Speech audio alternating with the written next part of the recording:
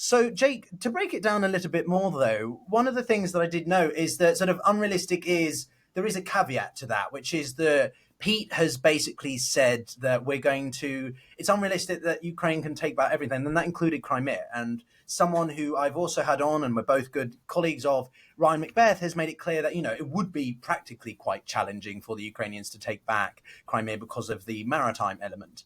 And he also noted that there were other points whereby the West wouldn't necessarily completely disregard Ukraine.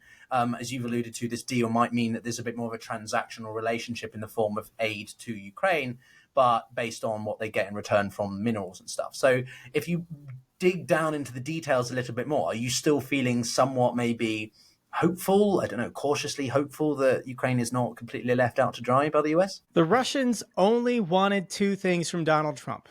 They helped Donald Trump get elected. Margarita Simonyan on Kremlin State TV, the head of RT News, proudly declared that they were paying millions of dollars to right-wing influencers, this is the Tenet media scandal, to promote Trump and also to attack Ukraine and to push Russian propaganda.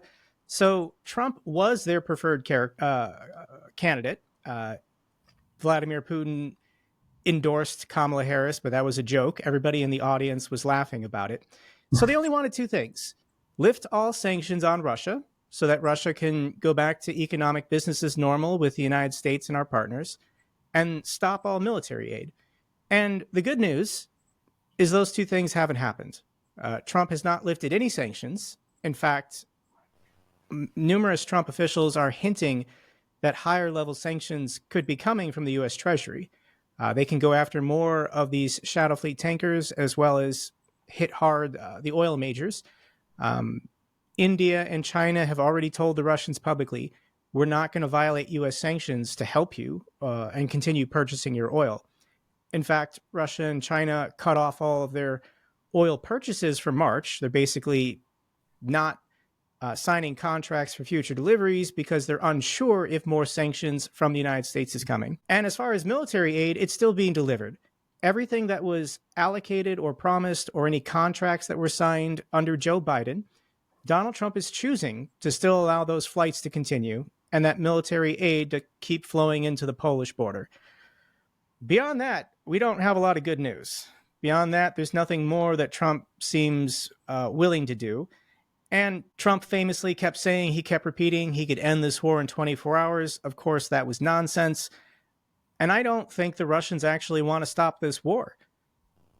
So what is Trump going to do if he does increase sanctions and says he's going to get tough and Russia doesn't blink? Russia doesn't back down. Russia just keeps going. And that's an embarrassment for Trump. It makes Trump look weak. So based on his language, it already seems like Trump is trying to distance himself from the war in Ukraine. He's just going to say he did something and maybe Zelenskyy was being unreasonable, Putin was being unreasonable, he can't work with unreasonable people, and he's just going to walk away. I really believe Trump does not want to think about or talk about Russia and Ukraine ever again. He wants to talk about turning Gaza into a luxury resort casino town. He wants to annex Greenland.